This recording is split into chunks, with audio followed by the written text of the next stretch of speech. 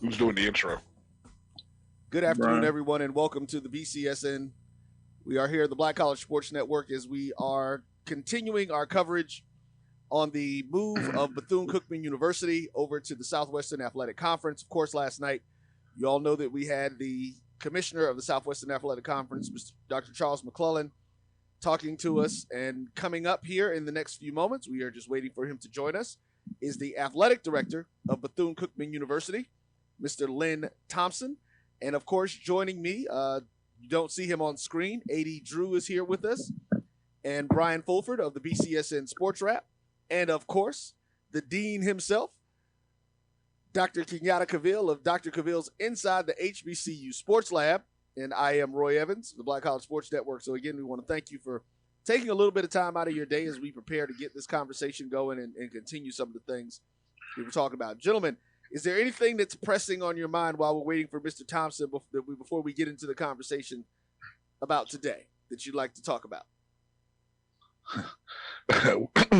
What's going on in the world today? You know, any big news happening today in HBCU athletics? There seems to be something happening every day. What was the phrase you called it, Doc? Conference churning.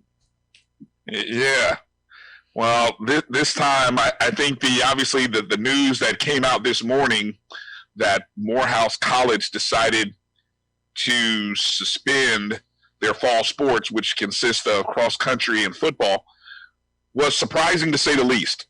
The reactions that I saw, especially from media folks who saw it, was surprising. And I don't know if it's surprising from the standpoint of the timing or just the nature of the decision that it was done.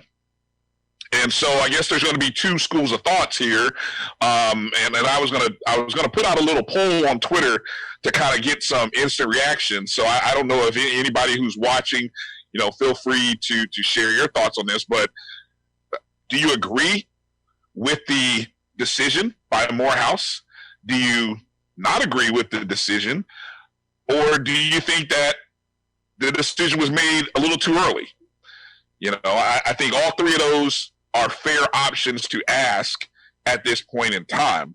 Me personally, my thoughts went to the student athletes, especially those I'm not familiar with Morehouse's cross country team, but those football players who. There are some good players, some guys who were all SIAC last year who will not have an opportunity, and a couple of seniors, if I'm not mistaken, who from some scouts, might have been some of the more well-known players, or at least more well-known scouted players from the small school circuit of Division II. So my immediate thoughts go to those players. What about you, Doc? Yeah, to answer your question, you said, to me it makes sense. Obviously, you could quibble, if you would, in regards to the timing. But to me, the timing makes sense as you look at throughout the South, and we have COVID-19 cases exploding, for lack of better words, in terms of this. And as we listen to the CDC team when they're allowed to speak, what you're hearing is that we're still in the first wave, that we're having this second surge in the first wave. This is not even talking about the second wave. I just got an email from my institution that we are talking about starting school a week early in August, such that we can get 13 weeks in and close with final exams essentially the week before Thanksgiving. And this is not just something that Texas Southern University is doing. I've heard this trend throughout the country that a lot of institutions are talking about closing their university around Thanksgiving holiday weekend. Well, why are they talking about that? Well, we heard that the second wave was supposed to be an uptick in that time, and they wanted to, as much as possible, get out of December to try to get out of the flu season of what's taking place. Well, if you start backtracking that, and now you're hearing that the first wave is not completed, it's difficult for me to understand how most institutions are going to find a way to kick off this season. So in the state of Texas, high school wise, many of the high school districts have closed down their program. Waco ISD. My brother Kenyatta Cavil is a head coach at his alma mater and mine in terms of Waco High School. They closed it down. Right here in Houston, HISD has closed down workouts. I just got a message literally from Prairie View A&M University that they've sent their employees back home to work from home because of the outbreak surge that is happening in Texas, which includes Arizona. They tell you to keep a close eye on Florida. We already heard that the NAIA pushed the season back, which forced Edward Waters and Morehouse to cancel their first game. Then we started hearing this influx of the HBCU Classics, the Southern Heritage Classic, the New York Classic, cancel their game. Then you hear the fact that these homecomings events were canceled. North Carolina A&T, Winston-Salem State followed. Over the weekend, you heard about Fayetteville State, then North Carolina Central. Then you talk about Bethune-Cookman. I got an email from Prairie View A&M University as an alumni asking me, what are your thoughts on homecoming? I'll be frank with you. This is a sports fan and wants to cover sports. You know what I sent back? Cancel homecoming. It's not safe. If we can do anything virtually, I'm all in. Let me know how I can support as a program and as a financial steward of my institution, because I try to talk and back what I say. You got a little change and pushback, if you would, yesterday, where Jackson State and FAMU decided to reschedule the game and replace it and put it in. But then, obviously, we're here today with Morehouse canceling essentially their fall season. And because they're just an all-male school, you're only talking on the men's side, which is essentially football and cross country. So I think this is the evolutionary train continuing to move along as you're getting these reports.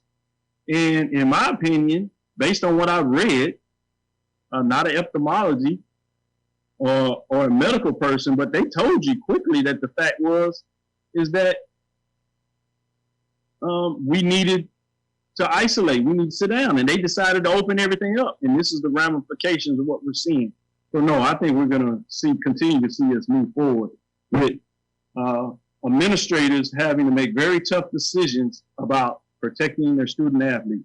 Last thing I'll say on this, it has been very clear up front from what I've seen in the Southwestern Athletic Conference, and to that degree, what it's worth, but even in the Mid-Eastern Athletic Conference, all the athletic directors, the commissioners of the two leagues, the first thing I've heard them lead with, the first thing we're going to do is look to take care of what they refer to as the student athletes, as I call them college athletes, a nuance there, but they've always talked about taking care of the athlete. And I think these decisions that you're seeing that are tough is based on that framework. Everything else comes second.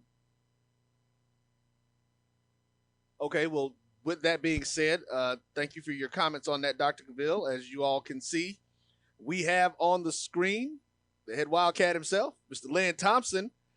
Mr. Thompson, how you doing, sir? I'm doing fine. I was just listening to Doc.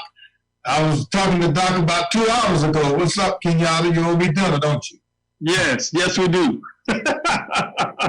Soon as they allow us to get back and you get able to get in the plane or whatever, or able to get over here to Houston, we're going to feed you one of these nice cows over here if you like steak. And if you're veteran and you don't want to meat, we can find you some other good meals too. We have plenty of good Creole seafood.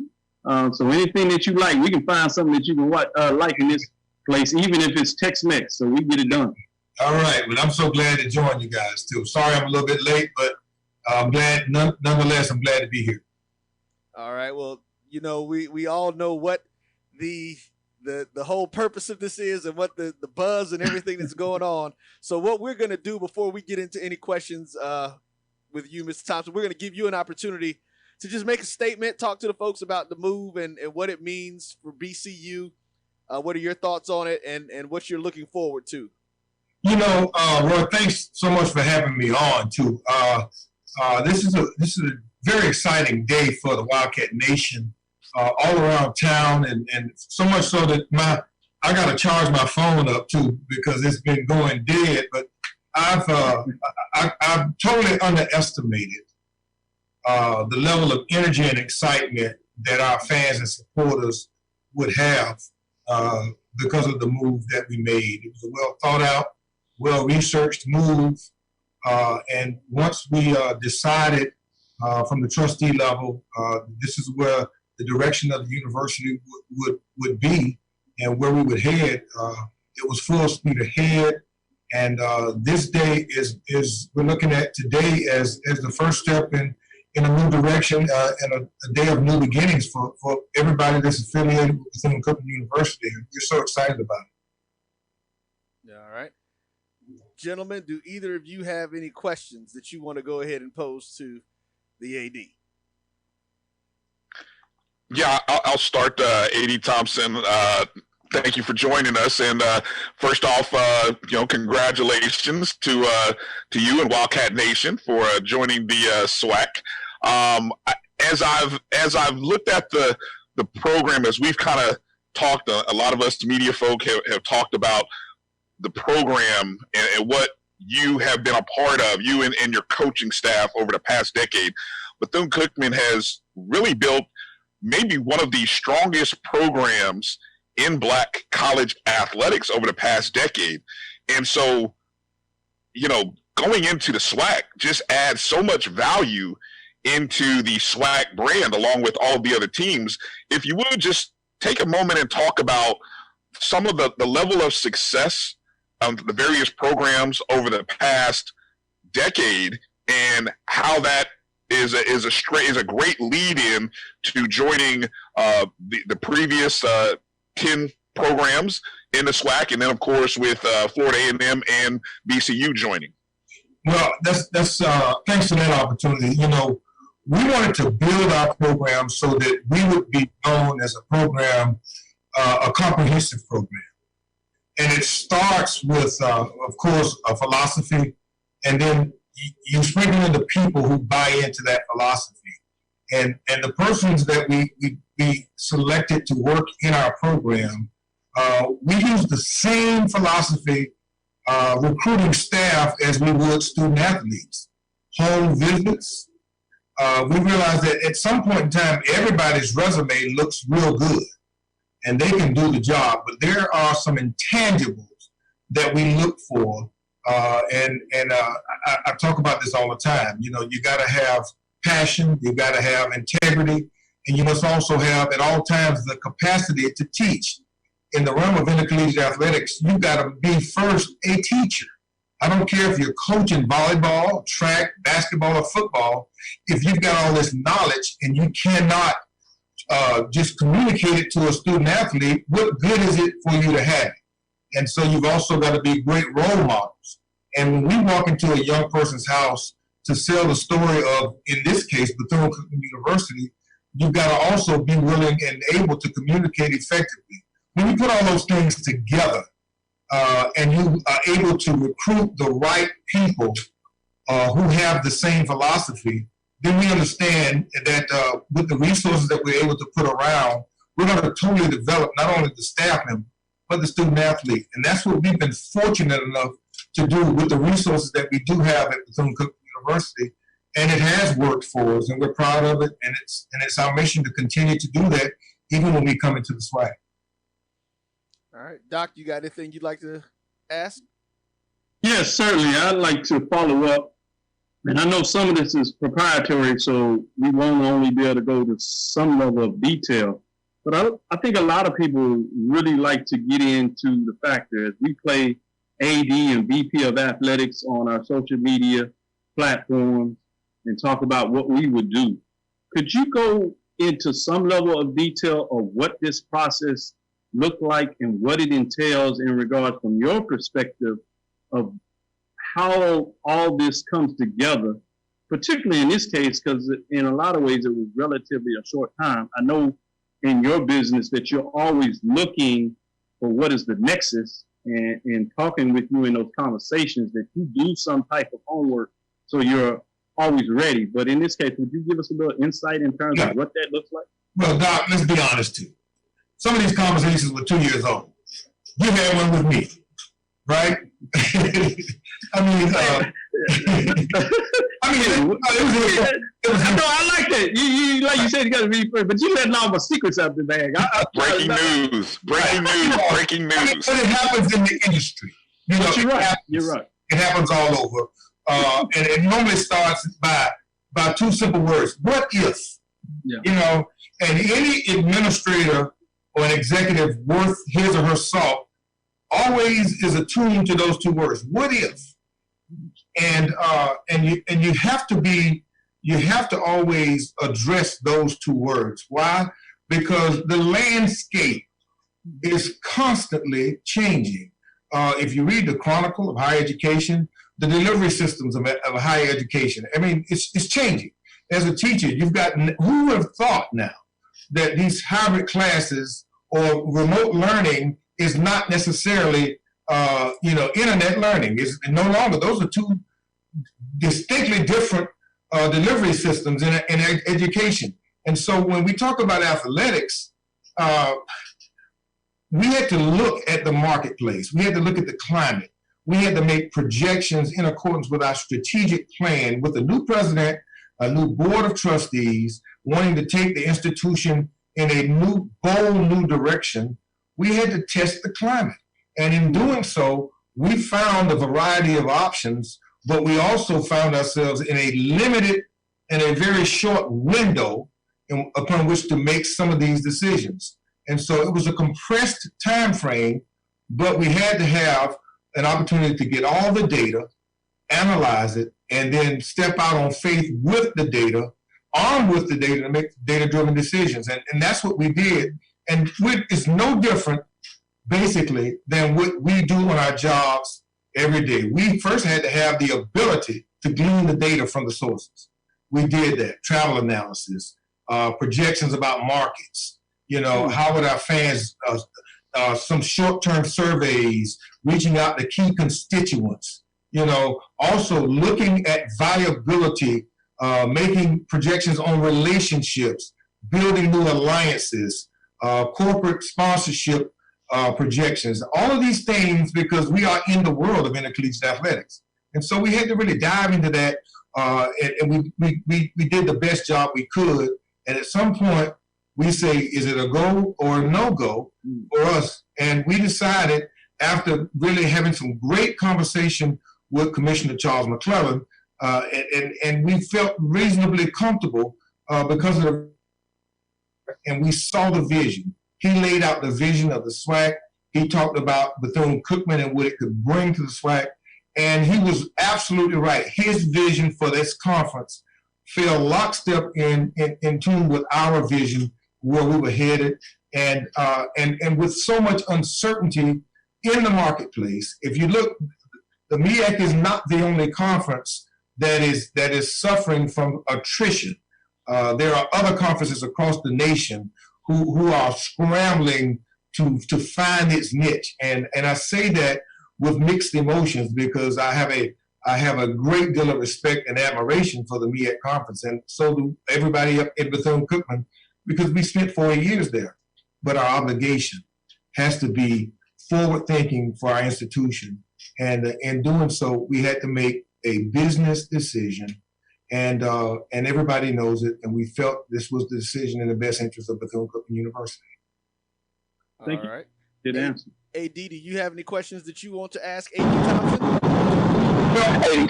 Okay, go ahead. AD Thompson, seems like this is, to quote Yogi Berra, this is deja vu all over again. It seems like just a couple of weeks ago, we were talking with a HBCU located in the state of Florida, talking about their move to the SWAC conference and, everything that was associated with that. And here we are 3 weeks later doing the same thing with your university. So that leads into my question, which is, can you kind of go over the timeline in like the last 30 days? Because, it seems like a lot of people may think this was a reactionary move to Florida A&M, moving to the SWAC conference. So can you kind of go through that timeline over the last 30 days, especially since FAMU announced that move? Well, let's stretch it even further than that. Let's stretch the rubber band a lot longer than that. Let's go back to North Carolina A&T, because when A&T decided to make a move, it came on the heels of Hampton leaving.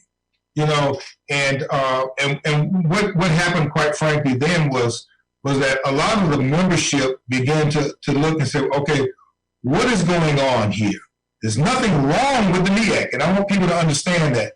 There is nothing wrong with the conference. The conference has done such a good job of branding and building up the institutions who make up the membership that it made them so attractive to other conferences. And the conference is what? It's an aggregation of like-minded and like-mission institutions. But at the end of the day, those institutions have to make decisions which best suit them individually first and foremost. And so A&T, because of their success, and they enjoyed a lot of success over the last 5 to 8 years, they've done tremendously well, saw fit to take advantage of the things that they thought that would position them for even greater success down the road. Who can blame them for that? You know, they did their market analysis. And so everybody else begins to say, okay, let us take a look also at the market. Now, in doing so, that is not committing a crime. It is doing your due diligence to make sure that you also have the data in case your key constituent groups come to you and say, what is our value in the open marketplace? Or if and when something were to happen, what would be our plan? And so I think every institution owes it to themselves to do so. We are constantly contacted by consultant groups who want to do these types of studies for the institution. And so we decided that we would do our own consultant study and we would hire within. We have the resources on campus to do it, and we were able to also enlist some constituents outside the campus who assisted us in doing so. It did just so happen that Florida A&M was also in the same posture. They made their decision, and we're business partners with FAMU, have been and will be. You know, we own a great baby together. We made this baby called the Florida Classic, and we're going to continue to do that. But the conversations that we've had with them not only are not confined to just intercollegiate athletics. We have conversations with them with partners in research and so many other things. And so, absolutely, because we are in the same geographic footprint, it made sense for us to also look as well. For people say we follow in FAMU. No, they made a great business decision for themselves. We looked at it as well. We engaged in our process, and we made a sound business decision for Bethune-Cookman University. And the SWAC now has a footprint that reaches into the state of Florida. All right, A.D. Thompson, I want to jump in with my question now. And, you know, the team gets on my case sometimes a little bit, but I am what we call the HBCU purist in the group. And one of the things that we talked about, you mentioned in talking about, as Dr. Cavil has coined it, the conference churning that is going on, that's not just happening here with the MEAC and the SWAC, but just across the nation. One of the things that I've always said is, well, two things. One, college sports is built on very strong regional rivalries. People being able to move and go to games with an 8-hour drive time at the most for a day to do things of that nature. With this particular move and some of the moves that some of the other schools have made, where do you think the HBCU brand and the HBCU product has its place in the hierarchy of revenue generation of college sports? I will say that personally, I have always said that after the Power 5 conferences, there are no other FCS or FBS conferences that have the revenue generating potential that HBCUs have. But I'd like to get your view on that. I tend to agree. When you really look at the numbers of the Celebration Bowl, look at exactly what we've been able to generate on that particular weekend. When you look at some of the HBCU classics, when you look at the SWAC in terms of attendance, those are numbers that corporate America cannot deny. And our job now is to take those numbers and leverage those numbers on the open market.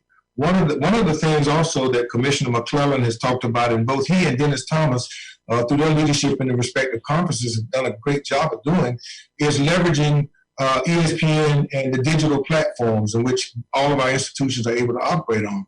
I mean, right now, the mere fact that we're having this discussion, the way we're having it, is a clear indication of where all of us are headed. Our coaches shows, our radio networks, all of them are assets which, when you put them into a multimedia package, now we're able not only to reach more people, but we're reaching them in different ways. With the COVID pandemic, we're not going to lose an audience. We just got to find where they are. Social distancing will maybe reduce our capacities to reach them in the stadium.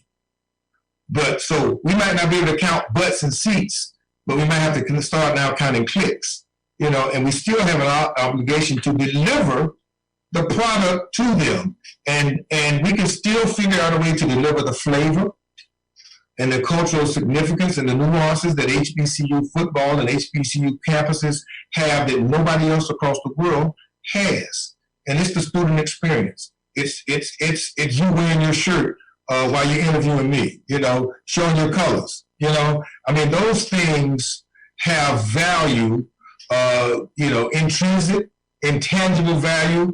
But if we're able to use scholars like Doc behind you, he can put a dollar value to that, and we can take that into the market and turn it into some real cash and some other assets that can benefit our institutions. That's why schools like Bethune-Cookman, Florida A&M are making the decisions now to move over and to go in partnership with conferences like the SWAC. A.D. Thompson, I wanted to ask a question. I was thinking of how I didn't know if I wanted to do this as two questions or maybe one. So it had to do with travel and scheduling, because obviously the travel concerns is something that has been brought up in terms of coming from Florida, traveling as far as the Northeast. And I think I even heard in the press conference today from Dr. Thomas that was cited as a reason for not only Florida A&M, but Bethune-Cookman's concern. So now moving over to the SWAC, I think I had read it had been reported that the travel distance into Texas and Arkansas Pine Bluff is possibly equal to or greater than the furthest distance that Bethune-Cookman traveled. So I guess my two-part question is, what sort of travel concerns were there, or how did the traveling to the furthest parts of the SWAC conference factor into this decision? And then I guess going into scheduling, I noticed, and anyone who's paid attention to scheduling of football for Bethune-Cookman over the past decade, your program has been probably the most active MEAC team in terms of scheduling SWAC opponents. So if you could talk a little bit about that and maybe the comfortability with traveling and playing SWAC opponents as well. Well, that's a great question. Let me answer the latter part first. Being in Daytona Beach, it was almost impossible for us to get non-conference FCS teams to do a home arrangement with us.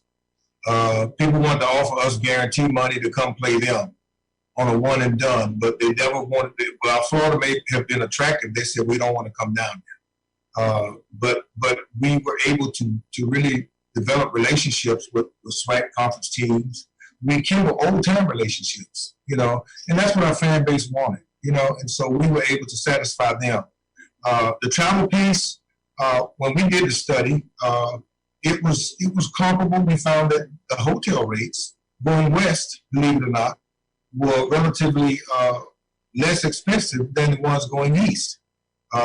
We also did, we put paper to pencil. We brought in some experts to show us, give us the real number, and it was comparable for us. But really the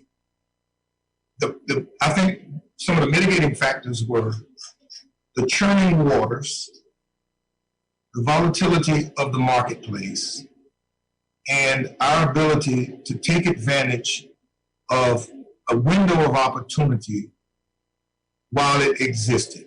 And in business, sometimes you got to study it, and it's almost like the stock market. You better buy right now at the right price, and take advantage of it. And because that's clearly the timing was impeccable timing for us. And that's what we did, because I want to make sure that people understand for us that the institution has to make these kinds of decisions across the board in every office and in every division of our institution. And so we made these types of decisions based on the timing, based on the projected new opportunities, and cost was only one factor, and yes, we're going to travel wherever we are. And it was comparable. We felt that we would conserve a few dollars more by going to the SWAC than we would in the MEAC, particularly when we saw that the SWAC was established with the teams that there were, in fact, there now, and that we knew that the MEAC would have to add more teams, and the footprint could be expanded a little bit more to up in the New Jersey area. And so we just had to make projections the best way we could. Lynn, I wanted to follow up on that part of the question. As you said, we got to sit down and really go back and forth in some business dialogue where we talk about sports in general, specifically the college component of that. And as I've come to learn, a lot of our followers really like the idea of becoming what I call more educated fans. And as we sat down with it, you agreed with that the more educated a fan, the better they are in terms of supporting that. Could you give us a chance to go behind the curtain a little bit in regards to what is it like either in this scenario or your previous scenario with the partnership with the MEAC and now coming in SWAC? What is the framework and how does it go in terms of scheduling and looking at a schedule from a coach's perspective, athletic director, VP of athletics perspective, and then ultimately the conference and then approval process of what are some scenarios with the SWAC? We have the divisional alignment. Now you're talking about maybe doing that for football and extending that and how that starts to reduce travel concerns. But how do you sit down and have the dialogue with the commissioner or the associate commissioner putting together a schedule that takes advantage of all the things that you're talking about, the clicks and the likes, understanding the culture, reducing travel, brandability, new opportunities for extended television contracts, and what does that do financially for the conference, being able to look at all these valuable assets that you eloquently talked about putting on the table. Can you give us a little more insight of what that looks like? Yeah, and that's a very good question, because I hear all the time from fans who say, well, why don't you play Grambling on September the 12th? My cousin's mailman's brother's nephew said that they want to play golf. And people think that you can just arbitrarily play whoever you want to play when you want to play them. And scheduling is a very complex process. But to engage in that, it really starts at the top. When you develop the list of priorities the conference will engage in, and that starts from the presidential level down. What are we going to be strongest at? Some conferences are known for being football conferences. Some of them are high basketball conferences. Some of them are comprehensive and they focus on a couple of sports. But in real terms, and then there's some conferences who don't have an identity. And others, like HBCUs, are forced to try to be good in everything we can be good in because we represent everybody who looks like us. And that is an enormous amount of pressure that all of our institutions fall under because they expect us to recruit like the Power Five. That means that the five-star kid in your neighborhood, his mother and father mad because they didn't get a letter from Texas Southern, or they didn't get this and that from Texas Southern, and I'm just using Texas Southern arbitrarily. That's right, though. Get beat up in the barbershop by that, because why isn't Texas Southern recruiting? Well, because the kid and his coach have already told y'all, we ain't coming. But they just, so you gotta make the effort at least sometimes, and other times it's a waste of time. But more importantly, the CEOs of the conference get together with the athletic directors, and they develop the list of priorities, and then from that come conference-wide initiatives. And what's important to us, if we're going to develop a schedule, it will be based on what components? Will it be based on divisional play? Will it be based on the fact that we want to protect our conference champion? Will it be that we're going to have a conference champion that will go to the Celebration Bowl? Will it be that we want to make sure that our conference champion goes to the Celebration Bowl, and then our conference runner-up goes to the NCAA playoffs, or whatever that may be? Then the schedule, all those things are put into a formula, and then it's simply an algorithm of sorts where that's created. Now, most conferences will produce a conference schedule that could be as far as 5 to 8 years out. And that gives you the window to go out and set multi-year non-conference dates where you can protect your money game dates, and that is what really happens. And a lot of times, and money games are actually were shrinking until the pandemic. Now we predict that you're going to be able to see the money games being played much closer to your locality. For instance, Bethune-Cookman, we normally play all of our guarantee games within the state of Florida. In 21, we're going to UTEP because we could not get anybody in the state of Florida to play us. So that was a rarity, and that's what is going to be happening, particularly in football. We think that COVID and all of the other market forces are going to reshape a lot of these things. And so we put that into the formula. So you protect some of those dates when you look to see where the Power 5 and the Group of 5 schools are and what those open dates may be, where they may be looking. And then now that allows the conferences like the SWAC and even the MEAC to develop their strategic goals, whether they may want to grow to be an FBS league. And thus, in doing so, that raises the bar and the leverage, and you're able to leverage the conference to command more guaranteed dollars down the road. So that's how that process really works. The coaches, we will have from time to time coaches associations within the league. They'll have representation to sit at the table because there are some nuances there that the coaches have to have some input in. Miss time away from classes. The little things that why is Bethune-Cookman on the road for 5 straight games, and we got to tweak those kinds of things. Who's available for television in accordance with what the network might want in terms of a big game, as opposed to what about your own network, and you want to protect those games that you want to keep in your own network offerings. So there's a lot of stuff to be considered there, but it starts at the top when you talk about an initiative, a conference initiative, and setting the priorities for what you want those major strategies and priorities to be. Thank you so much for that insight. A.D. Thompson, I've got a follow-up actually before I ask my real question. Okay. My follow-up to the previous 2 questions. Did the uncertainty of COVID-19 play any factor into some of these recent decisions that were made? That's my follow-up question first. Yes, it plays. Okay, yes. It plays in every decision that athletics is going on right now. That COVID is a factor in that. Okay. If anybody tells you it's not, they're lying to you. All right. That's question number 1. Question number 2. Bethune has been was a member of the MEAC for 40 years, and you are arguably the dean of the commissioners, have been around Bethune for almost 30 years. And during that time, you served on many different boards for the BCSN Athletic Conference.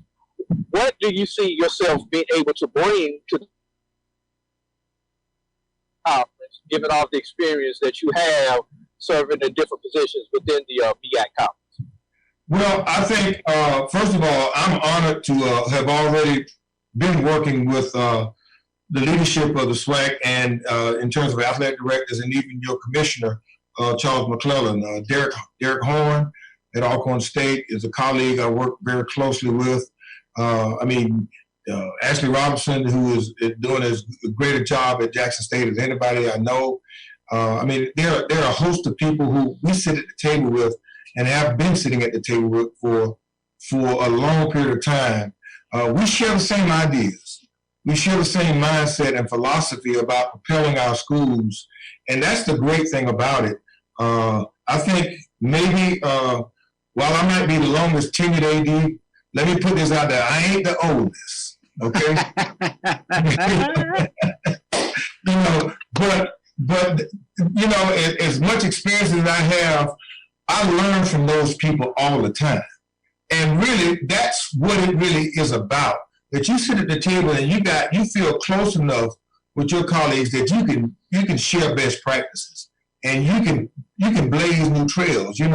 We have been known as innovators, all of us in the HBCU world. We have been known as innovators. Why?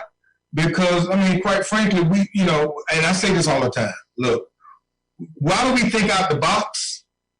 Because we never could afford the box. Do y'all know how much money the box costs? Yep. And you know what I'm talking about, right?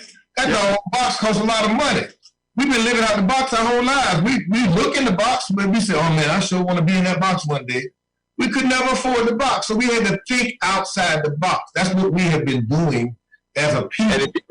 And if you can't afford the box is not as big as the other box. That's right. And so what I think I have to bring is a collective life of experiences and resource people who I want to share, and I want to also be in a position to learn, because y'all got some young guns in this conference that know what they're doing. A.D. Thompson, I want to jump in with another question, and this is based on comments that were made by the commissioner last night with what's going on and his excitement and his fervor for Bethune-Cookman University coming into the SWAC. And one of the statements that he made, he was like, Roy, we got us a Ferrari. I haven't even kicked the tires. I don't even know what we got going on. Just what is your level of excitement as it relates to Bethune-Cookman moving into the SWAC to become a part of what it, as Commissioner McClellan said, a powerhouse in college conferences, not only from the athletic side, talking about your bands, but also the academic side and coming into this space and being able to let the BCU brand build out. So we've got a lot of SWAC folks who are listening, who've been following us, especially coming from Dr. Cavil's show. Tell the SWAC folks what they can expect from the Wildcats as they come out of Daytona Beach. Well, go Wildcat! I think you're going to find, first of all, the people at Bethune, we let the fans talk noise. That's what fans do. They're fanatics. But I think what you're going to find from the university itself, we are a school of very humble people who are hardworking individuals who believe in doing it the right way. We are passionate about teaching and touching the lives of young people. We endeavor to do it the right way, the same way, all the time. And that is why we've got an athletic senior staff that's been in place for a long period of time. One of the great things for us is that we're proud of our staff consistency, not only in athletics, but even across the campus spectrum. That means that when we get people, now sometimes people go chase money. They do. But it's about quality of life too, And so when we come and we hit the road, we've got a great marching band. We've got competitive athletic teams who are going to fight you tooth and nail. But we've also got an administrative team, senior level executive team led by our president. We've got a great school of hospitality management.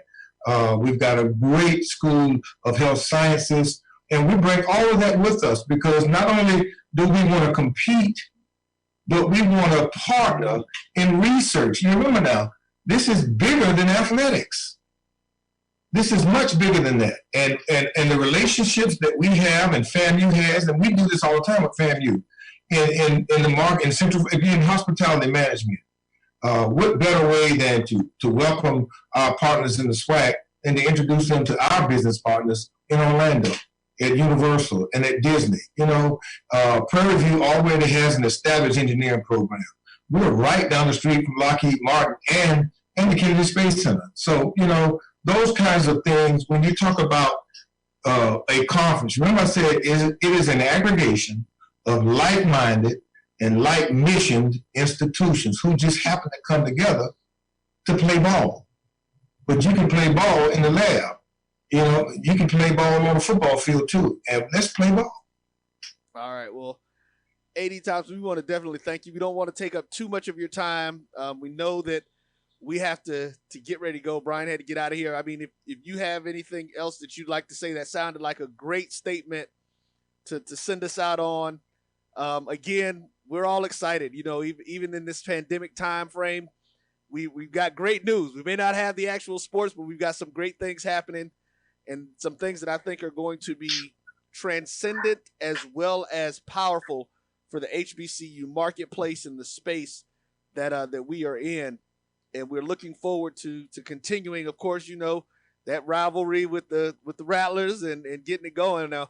And you know, this you need to bring that up. Oh, man, you know, all the time. And you know, it was interesting. One of the things that I did want to bring up to you, we had a fan who made a comment about this the other day when we were talking about the situation, to get your thoughts on, again, on the magnitude of what we're seeing right now. When you think about the fact that in 2 years, the Florida Classic and the Bayou Classic could realistically be semifinals for the SWAC championship game. Yeah. How do you think that has an impact on, let's talk, like you talked about, the whole branding of the conference and the branding of the product and the ability for them to command a new type of revenue stream in that sense? Well, I think, and I want to jump in there on that part of it. First of all, I'm gonna push back on this semifinal. These Texas teams want a piece of this puzzle, but but not really, because I think what we've seen, the talent level there is important. But as you add on to answer that question is the fact that now the Southwestern Athletic Conference, in terms of the premier classics, or what I like to call the mega classics, 7 of the 12 teams play in 5 of the top 5 conferences in terms of attendance now are on either wholly or at least one team in these top 5 classics: State Fair Classic, Southern Heritage Classic with Jackson State, the Magic City Classic, the Bayou Classic, and the Florida Classic, as I add on to Roy in terms of what would that look like in terms of those 2 games being the magnitude coming into who's going to go to a SWAC championship game and then the celebration game. That's crazy. Yeah, that is crazy. And, you know, I think it would bode well for the conference because I think the excitement would be at a fever pitch where the fans are saying, and I hope the fans won't be forced to make decisions about how they're going to spend their money. You know, and that's the big deal, right? Well, I don't want to make it this way. I'll wait to see if they win this weekend because I want to go next weekend. We want to make sure that that they are. We want to make it so exciting that they can't afford to miss it. You know, you got to be there. You know, and I think that that's the intention there. But I do want to close my statements by really thanking Dennis Thomas and our fans and family at the MEAC because they've done such a great job of really branding all of the institutions for years and gotten everybody to the point where they are far more marketable than they ever were before, you know, and it's good to be wanted and to have opportunities, and we could not have done that by ourselves. I mean, for an institution to say that they did it all by themselves, that's not true. And so as we move into the SWAC, we're moving in with so much excitement and gratitude for the invitation. And we also are extending a hand of gratitude to our friends in the MEAC for 40 years of great relationships, great memories. And we're going to take those memories with us in those relationships as we establish a new path with all of you and our friends in the SWAC. And that sounds like the perfect way to end this. Again, we're talking with Mr. Lynn Thompson, the athletic director of Bethune-Cookman University, the newest member of the Southwestern Athletic Conference. Will be starting competition in 2021. We didn't even talk about the impact that the baseball program is going to have in the SWAC. There is so much that's going to be happening. So what that means, Mr. Thompson, you know we're going to have to get you and some of the coaches on and have some additional conversations in that process. But we will again want to thank everyone for tuning in. Please, again, make sure you follow all of us on social media. Dr. Cavil's Inside the HBCU SportsLab, the BCSN SportsWrap, the Black College Sports Network, as well as the Jericho Broadcast Networks and Bethune-Cookman Wildcats. Make sure you find them on social media as well. We'll have all those tags. Everyone, you all have a great afternoon, and we'll be back with you soon.